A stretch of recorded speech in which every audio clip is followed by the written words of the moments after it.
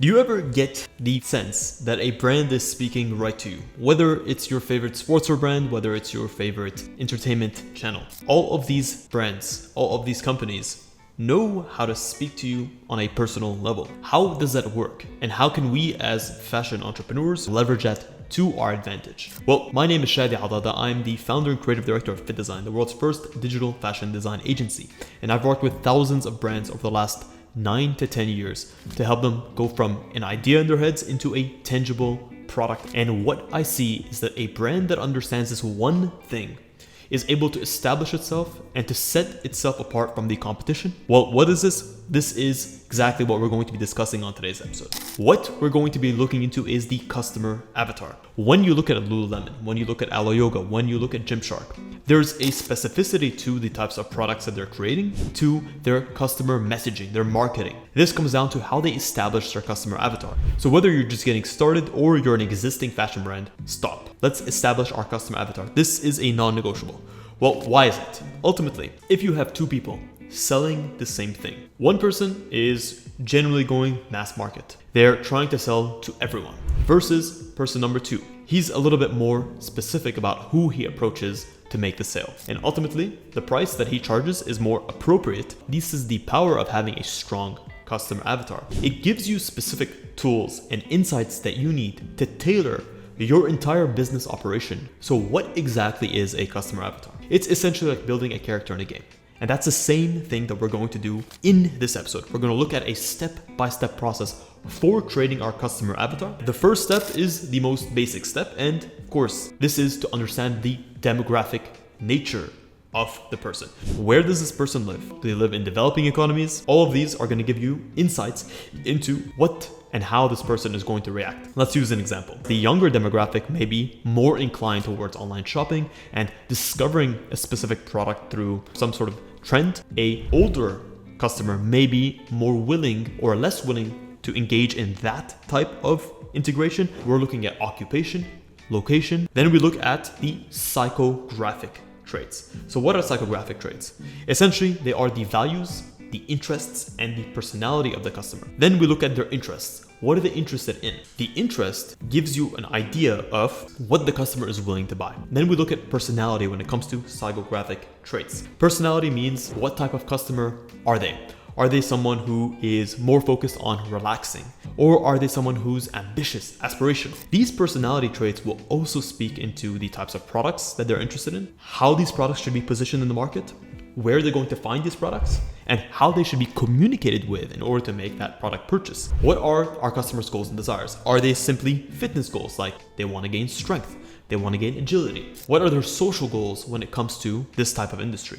It's a lot more about bond building versus the sport itself. That's why brands and games like paddle and pickleball have taken off over the last couple of years, because they have this social aspect built into them. And the brands that are built around that and focus on that social aspect are really going to do well in 2025 and beyond. Then we look at their emotional goals. What are they looking for? Are they looking to be empowered? Are they looking to be motivated, to be accepted, to feel more confident? These goals will give you specific terms that you need to be able to tap into to be able to identify how your product is going to get them towards those emotional goals. Next, we've identified the goals and the desires. Well, what are the challenges and the pain points that are essentially stopping them from getting their goals and desires? Is it a specific type of product pain? So let's look at what product pain means.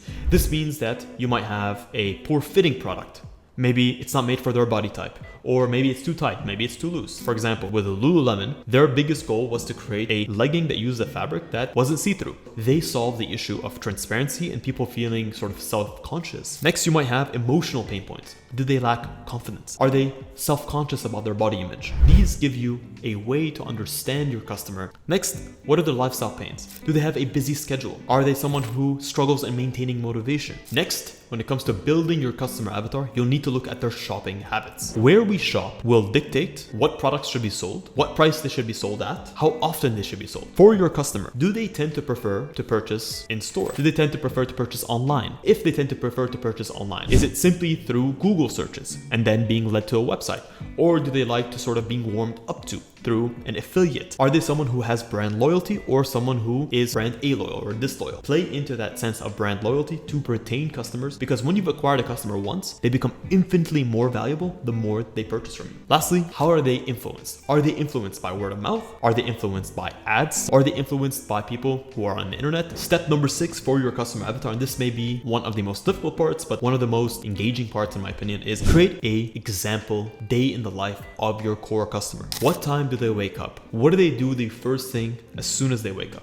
What and how do they get dressed? What do they do? How do they communicate? This day in the life gives you unique opportunities to figure out some new pain points for your customers and to be able to position your product as a solution to those pain points. Let's use that day in the life for a brand that's creating a backpack that's specifically geared towards a mid-30s-year-old man who is an urban professional who has a nice disposable income. Most likely they're someone who is going to go to the gym, and they may want a sort of backpack that is able to straddle in between the needs of work and the gym. Are you able to do that? Does that become then a duffel bag? What type of materials do you use? This gives you those unique insights. So how do existing brands on the market use this customer avatar profile, Gymshark, with their sort of rebrand into the "We Do Gym" slogan? What that signifies is a sort of back to basics approach for Gymshark. They're saying that our clothing first and foremost is always going to be for the people who go to the gym. Basically, our core customer is the person who loves to be in the gym. All of these aspects give them unique insights into how do we design our products, what sort of fabrics do we use, what brand positioning do we use, where do we show our ads, what sort of copy and text do we use in our ads.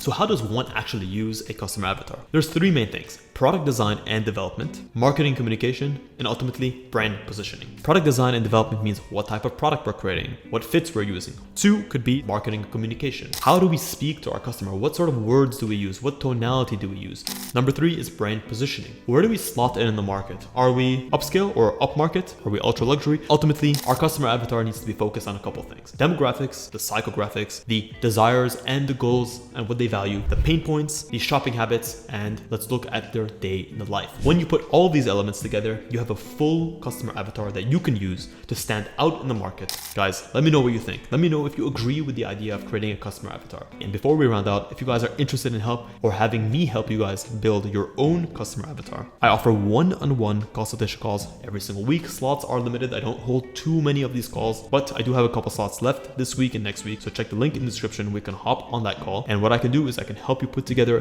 a full list of how your customer avatar should look like. And at the end of the call, I'll even send you a full detailed recap of what we spoke about and the action items, so you have something tangible to walk away with. Thank you so much for tuning into this episode of Fittdesign TV. Until next week's episode, stay awesome.